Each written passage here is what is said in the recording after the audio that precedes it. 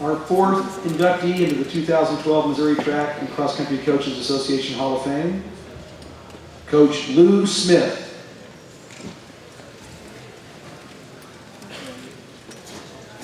Lou Smith of Chesterfield, Missouri is our next Hall of Fame inductee. Lou is married to Kim Hotz. Lou and Kim have 4 children, Kyle, Kate, Emma, and Sarah, and 1 grandchild, Ava. Coach Smith is a 1972 graduate of Kirkwood High School. He ran cross country and participated on the Pioneer track and field team. After graduating from Kirkwood Senior High, Lou Smith went on to attend Merrimack Junior College, where he ran cross country and participated for the track and field team 1972 to 1974. From Merrimack Junior College, Lou moved on to Southwest Missouri State University 1976 to 1978. During the fall semester of 1976, Lou ran for the cross-country team. While attending Southwest Missouri State University, Lou began coaching in the track and field program and continued in that program from 1977 to 1979. Lou was an assistant coach and coached the following events: sprints, relays, and vertical jumps, with one of his pole vaulters qualifying for the NCAA Division II National Championships. In the fall of 1979, Lou moved back to St. Louis and began teaching and coaching at Parkway South High School. He taught biology from 1979 to 2009. In the spring of 1980, he was an assistant coach for the track and field team and worked with the boys and girls vertical jumps. In the fall of 1980, Lou became the head girls cross-country coach and held that position from 1980 to 1994. In the spring of 1981, he took over the girls track and field program and held that position from 1981 to 1993. While at Parkway South, Coach Smith was nominated for the 1988 Missouri Track and Cross Country Coaches Association Coach of the Year Award. The following numbers and information give some of the highlights of Lou's Parkway South years.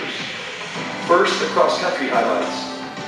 He started the girls cross-country program, co-founder of St. Louis Women's Cross Country Classic, and co-meet director with Ray Davis of Parkway West for 10 years. 9 Suburban South Conference Championships, 1 District Championship, 8 consecutive top 10 state championship finishes, 10 state championship qualifying teams.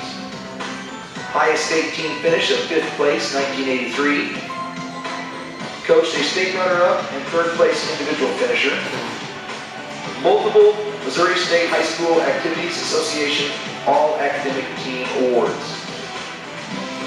The track and field highlights for Coach Smith. Renamed the Parkway South Track and Field Invitational as the Victoria L. Reeves Invitational, 1982. 5 top 16 state team finishes with the highest finish of 5th place. 61 All-State honors. Coached 2-time state champion in the 800-meter run. In the spring of 1995, Lou began coaching with the Marquette High School track and field program. Coach Smith was an assistant coach for the girls team and worked with sprinters and sprint relay teams from 1995 to 2009. The following numbers and information give some of the highlights from Lou's Marquette years. 10 top 16 state team finishes, 6 top 4 state team finishes, 25 All-State Sprint honors, and Lou was the 2006 recipient of the Missouri Track and Cross Country Coaches Association Charlie Finch Distinguished Coaches Award. Highly respected throughout his coaching career, Lou was invited to speak at a number of track and field and cross-country clinics.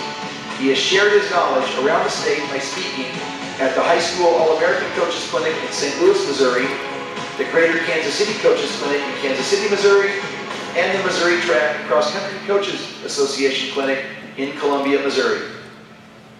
May we please give a warm welcome to our 2012 Missouri Track and Cross Country Coaches Association Hall of Fame inductee, Lou Smith.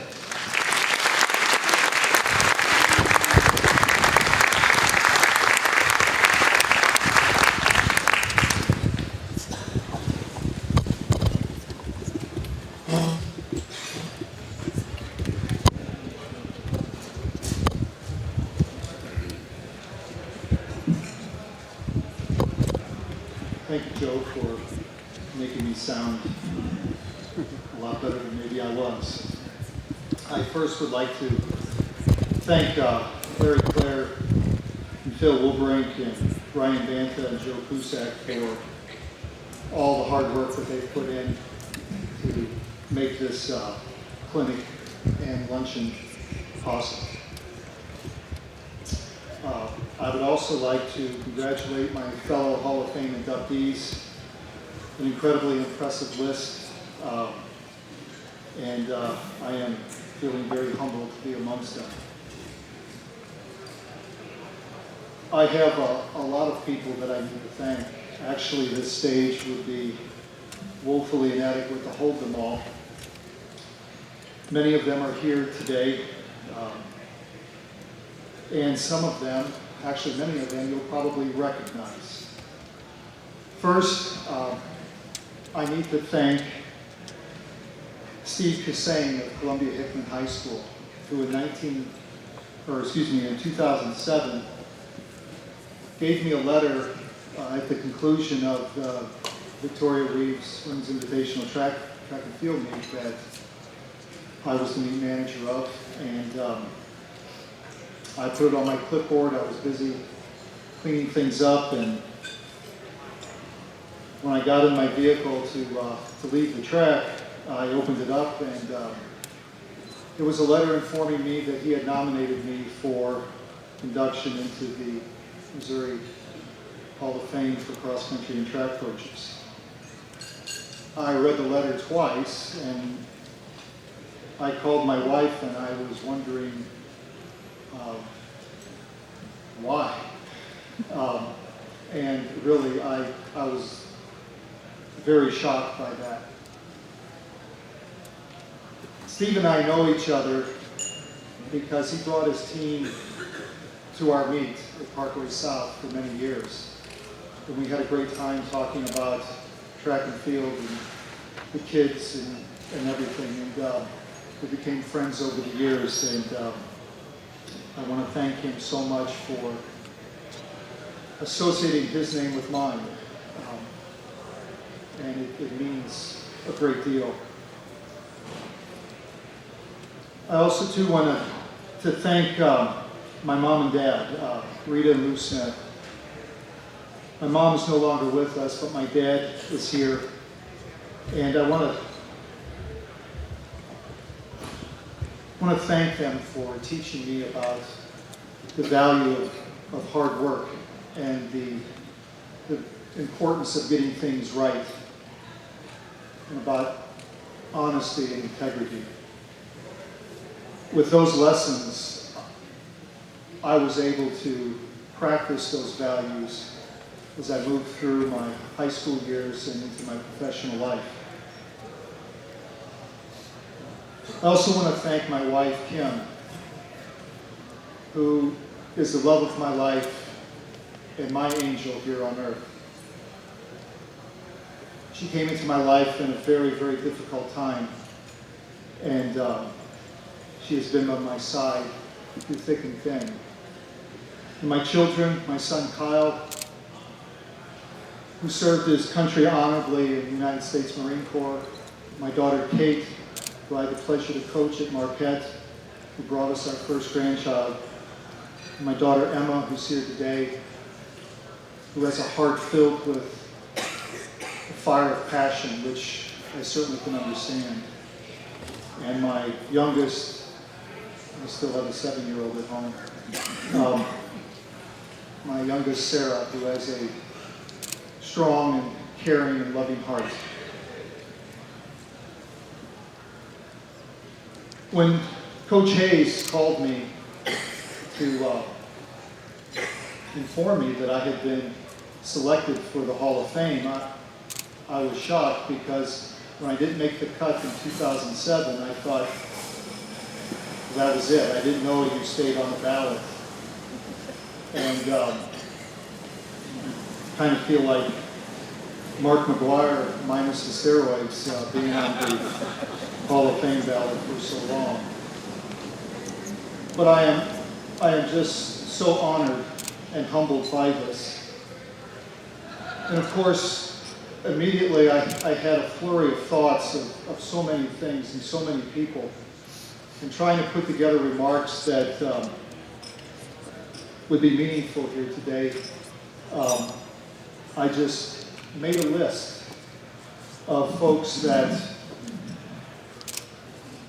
put together, were part of a life that has been blessed. I know that everything I am or hope to be, all that I own, all the people in my life are blessings from God. I'm unworthy of all of them, but they are in my life just the same. I thought immediately of Fred Lyon, my first high school track coach. He helped start this organization in the early 70s. At Kirkwood High, Fred Lyon was an icon. When I and a few other athletes were called up to the high school from the junior high at the conclusion of our season, I was scared to death. As we jogged up from the junior high to the high school, my legs were shaking much like they are right now. We got there, and there he was. He tossed us some sweats, and he looked at us and said, "Just don't get hurt." At the time, I thought he was really, wow, he's really a nice guy, and he really cared about us. But after several years in my coaching career, I figured out that he just didn't want to mess with a bunch of little freshmen. He was too busy trying to win a state championship. But those sweats, while they were torn, my mom fixed them. They said Kirkwood Track and Field on them. And this was back in the days when the freshmen got all the lousy hand-me-downs, unlike today. He was my coach for 3 weeks. And what I wanted most was for him just to notice me. That summer, he took a position at Western Illinois University, and he was gone. But I'll never forget those 3 weeks. I was running with the big dogs, although I was way, way in the back of the pack. The coach that took over is Ron Russian, and if you look in your program, you'll see that he was the first secretary of this organization. Coach Russian taught also the value of hard work, and I mean hard work. And I thrived on that. I asked him all kinds of questions constantly, and I know I aggravated him. And years later, he told me that the reason why he put together a packet of why we do the things we do, that's what he called it, was because of me. He got sick and tired of my questions. As it turned out, in my senior year, he resigned, and we were crushed. I especially. I did not handle it very well, I have to admit. As it turned out, the coaches that took over knew nothing about distance training. I was a team captain, one of just a few seniors on the team, and they asked me if I would coach the distance runners. I said, okay, and I did. I found out also later from Coach Russian is that he told Coach Shannon, the new head coach, to get me to write the workouts. I learned very quickly that there's a big difference between training a runner and coaching a runner. I've never forgotten that. After I left Kirkwood, I was at Merrimack, and I had another incredible coach, another blessing, Roger Bowen, who taught me also the value of hard work. You know, this was the 70s. This was the time of mega mileage and mega intervals. But he also taught me, you treat your athletes as if they're royalty. We were treated much better than we deserved. I had a chance to run in the Kansas relays, the Texas relays. I ran in Florida. I ran all throughout the Midwest in huge invitationals and indoor championship meets when any other place I wouldn't have gotten close to a traveling squad. those experiences have made a big difference in my life. At the USTFF Championships at Ohio State University, I was in the bullpen waiting to run, back then, the 880. And sitting next to me was this very pale-skinned, blonde, curly-haired guy with a golf cap on. And I kind of looked up and I said, oh my gosh, that's Dave Waddle, 1972 Olympic champion in the 800 meters in Munich.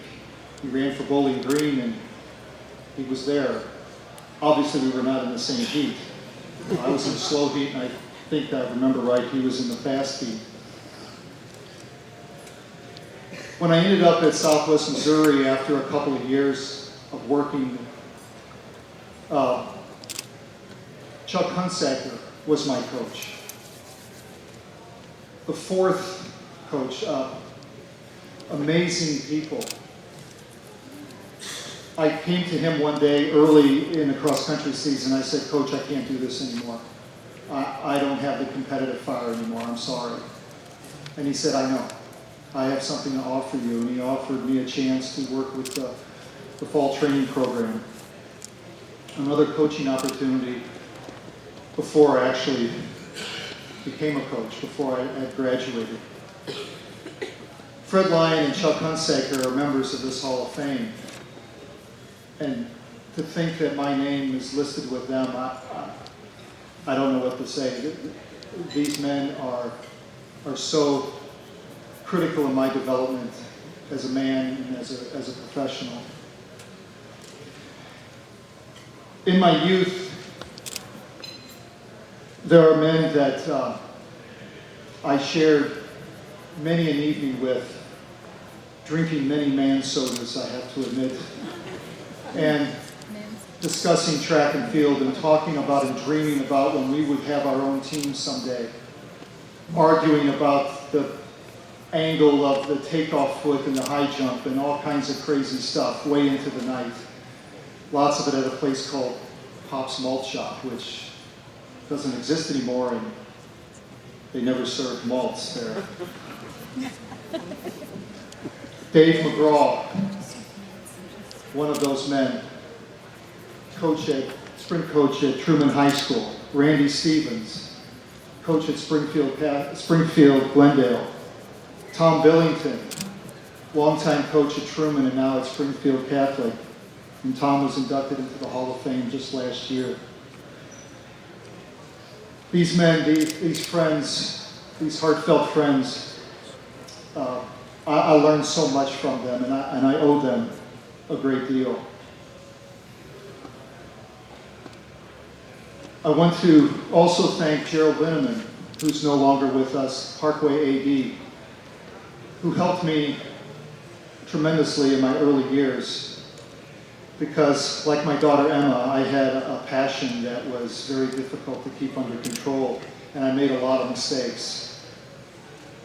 He bailed me out many times, and he was so patient with me.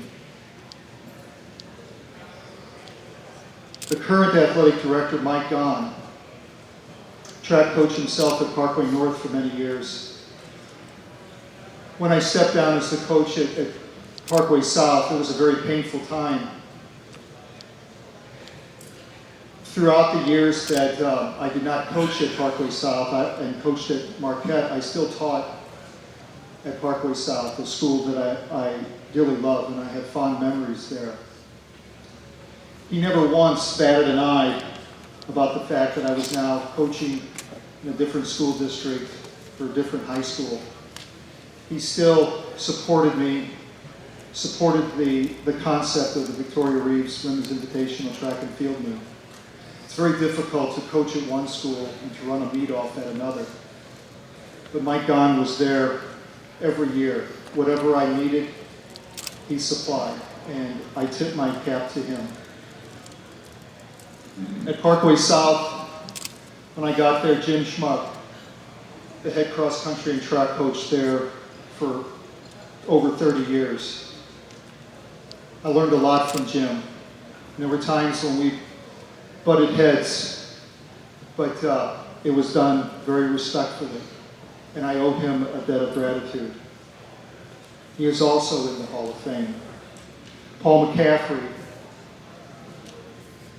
who was the throws coach there, has become one of my best friends. Ray Davis at Parkway West, also in this Hall of Fame.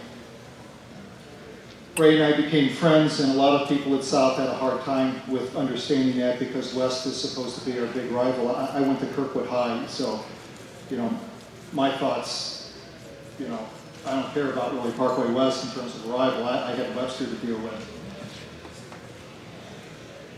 Jim Carey, also a Hall of Fame member, Coach of the Year. He has coached at so many schools, I need a directory. He's probably coaching at schools we've never even heard of, but he's been at Eureka and Lafayette and Marquette and Missouri Baptist University and now currently at Lindbergh. Jim Carey and I got to know one another at a park in St. Louis County at night, in the dark. I know that sounds kind of strange, but it's true. In the cross-country meets that were held at Jefferson Barracks, we never stood at the finish line and cheered the cross-country kids on. He was coaching at Eureka and I was at South, and we always were a quarter mile, 3/8 of a mile away from the finish line in this little valley. There'd be a hill right before the finish, and it was just murder on the kids. And of course, the JV kids were always finishing in the dark in those meets after school. And he and I were out there cheering like crazy and kind of saying a lot of the same things to me, to my kids, and him to his kids. And then pretty soon we just started cheering any kid that came along. And eventually we just introduced ourselves to one another, and we have been very close ever since. And Jim Carey, also years later, introduced me to my wife, Kim. And he also, which I'm eternally grateful for, helped me resurrect a coaching career that seemed to have gone awry. And the opportunity that he gave me is one that is one of the main reasons why I'm standing here today. His son, Tim Carey, who I watched blossom into one of the state's top coaches. Marty Markowski from Lafayette, also in this Hall of Fame. There were four of us, Steve, as we call him, Jim, Ray Davis, and myself, that spent many a night after big meets discussing track and field and cross country. And I learned so much from these men. The entire Lafayette track staff, who always came to my aid at the Vicki Reeves meet, along with many other coaches, Scott Brandon and Bill Geary, Greg Beckmeyer, Rick Voss, and Roger Fisher. Also dear to my heart and a very significant influence in my career, Dennis and Roberta Licklider of Jefferson City. Dennis needs no introduction in this room. He started coming to our invitational back in 1985. He was the first school from outside the St. Louis area, and he came every year until 2009. And Dennis's reputation preceded him, an incredibly successful coach. And I was so nervous to have him and his team at the meet. I wanted to make sure that he had a good time and that he would come back. And he certainly did. And I appreciate all that he has done for me and for the Vicki Reeves meet. And I remember one particular day when we were talking in the field, and he told me that his son was being deployed to Iraq. His son was in the 82nd Airborne, the All-Americans. Being the father of a U.S. Marine, living in a country at war, I understood the look in his eye. We shook hands, and I told him the prayers would start immediately. He said thank you, and he turned and started barking at his kids and went on to beat everybody's butt that day, as he did most years. I have utmost respect for Dennis and his wife Roberta, who's an awesome coach in her own right. My good friend and brother in Christ, Gordon Ryder. Many of you know Gordon, coached at Parkway Central and Parkway South in Mobile. Tony Edwards, longtime coach at Marquette and now at Summit High School, who on days when I would be frustrated always had something to make me laugh and keep things in perspective. It was a classic watching Tony and Marvin Rosengarten, or Rosie as we called him, go at it on the track. Russ Broderick, who I saw early today, he doesn't realize how much I've learned from him, but I have, and I've enjoyed his companionship over the years.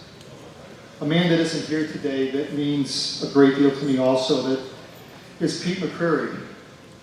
Some of you know Peter McCreary, who came to Parkway South from the corporate world. He gave up a very lucrative job to be a coach at our school. And he came into my life at a time when I needed someone like him. He was the father of one of my athletes, and he decided that he needed to become a teacher, that his calling was in the classroom. I immediately asked him to coach with me. And in the dark times of some of those years, 93 and 1994, he was there literally to hold me up, to renew my faith. And as fate would have it, one day he presided over my marriage to my wife, Kim. To coaches at South now, Sandy Guyman, who was one of my athletes, who took over the program after I had to step down. To Jackie Hibbler, who's currently the coach at South, and who has taken over and done an admirable job, and also with the Vicki Reeves Invitational, she's carrying on the tradition in a way I could not imagine.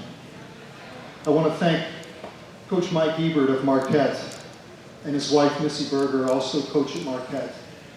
I coached with them for 5 years after Jim Carey retired. They are doing a wonderful job, and I had a wonderful time with them. They always made me feel very special there. I want to thank all the athletes that I've had the honor and the pleasure to have coached. There are so many. There is one that comes to mind in particular. Her name is Victoria Reeves. You saw her picture up on the screen. And I hope I haven't gone past my time, but I do need to say something about this young lady. She literally changed my life, and she molded the rest of my coaching career. When I first came to South, I went from coaching college men to freshman girls in a very short period of time. Actually, there isn't any long period of time when you make that transition. It's always very short. I was still adjusting in 2009. She was a very special young lady. I quickly learned when I got to South and got into the track program, she was very special, but she also had a very special battle that she was dealing with. In her sophomore year, she was diagnosed with childhood leukemia. Back then, there was only a 5% cure rate. Now there's a 95% cure rate. What I saw this young lady go through, I don't have many pictures of her. She never wanted her picture taken because the cancer treatments wreaked havoc with her. She would, times would have lost her hair, then it would grow back, she would lose some more.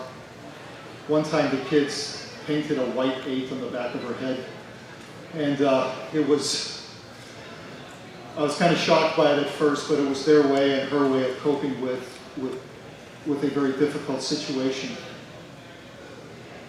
I remember one day early in our time together, she said, "You know, Coach, we're not made of glass." Because I was worried, coaching girls for the first time, I didn't want them to hate track, I wanted them to love it. And so the continuation of that conversation, 24 hours later, she looks up with her hands on her knees and saying, "Coach, we're not made of steel either." And I said, "Okay, good. I'll get it right sooner or later." My assistant back then, and really he wasn't an assistant, he was a co-coach, college friend Rod Reed, who helped me get my job at South. He was her jumps coach, and I coached her on the track in the sprints. He was beautiful with her. He helped me cope with coaching someone who was battling something so much more important than dealing with athletics. And I remember one day after practice, everybody was gone, and I just sat down on the bleachers, and I just started to pray. And I said to God, you know, I can't, why me? Why do I have this? I don't know that I can do this. Well, I found out with his help and with the help that he sent me, I could. At our senior awards banquet that year, when I put the senior medal around Vicky's neck, we hugged and she whispered in my ear, please don't forget me. 6 months later, she had passed away. That spring of '82, I asked her parents if we could rename the Parkway South Invitational to the Victoria Reeves Women's Invitational Track Meet. And they were very excited, and they agreed. Of all the things I've experienced in track and field and cross country and coaching and all my friends and everything, being a part of that celebration of track and field each year has defined my career. I have friends now that are deep in my heart because of that meet, because of what we tried to do with it. I always appreciated Steve Kassane and Dennis Licklider loading their teams on a bus at 5 o'clock in the morning in mid-Missouri when it was raining like crazy, where they were knowing full well that this meet was going to go on, rain or shine. It always rained, at least for a little bit.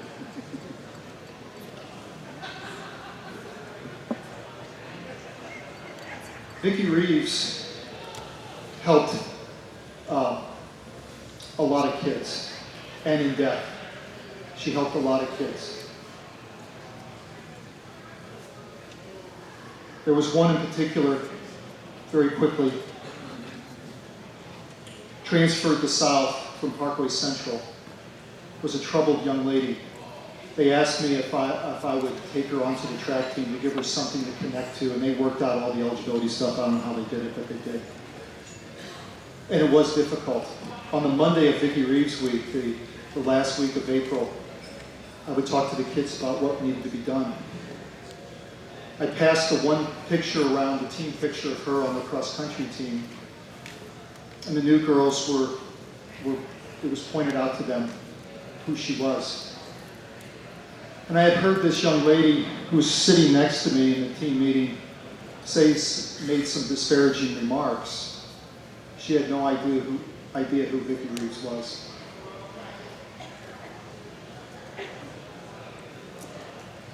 And when the picture came to her, and the girl sitting next to her pointed her out,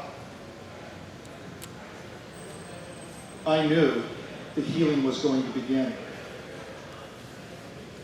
Because this young lady, in the early years of the desegregation program in St. Louis, was having a very difficult time adjusting to school in St. Louis County. She had no idea that Vicki was an African American. Actually, many coaches didn't know until 2009. Had been coming to the meet for many, many years. It never really came up. Because I told this young lady as we walked down to the track after the meeting that the soul knows no color. That young lady, I can't believe the transition that occurred. By her senior year, and this was her sophomore year, by her senior year she was our team captain and had 4 All-State awards to her credit. So even in death, Vicki made an incredible impact. And in one of the meets, my coach of 3 weeks, Fred Lyon, who I adored, was one of the starters for the meet. He loved Vest Grape soda, and if you're from St. Louis, you know that Vest Grape is like the nectar of the gods. And I saved some Vest Grape from our hospitality lunch, And in mid-afternoon, when it was hot, I took a couple of cans to him. And he said, thank you. And he said, hey, Lou. And he shook my hand and he said, I want to tell you something. I think this is the finest track and field meet I've ever been associated with. Well, I've been called the Dick Vermeil of track and field, and I had a hard time holding back the tears on that one. And he put his hand on my shoulder and he says, you know, I can tell you're a Kirkwood man. He says, you know, I can tell by the way your kids compete. And when I turned around, I said thank you, and I turned around to go probably haul some hurdles. I realized that he finally noticed me in a way that I could never have imagined as a freshman in high school. And so, as Coach Roberts said, you have no idea who you influence and in what time, and in a very short period of time. And also, coaches, don't try to do this alone. I would not be standing here without these people and many others. I could have never done anything like this alone. And I am so eternally grateful to all of them. And I am to you also for staying so attentive. I appreciate it. Thank you so much.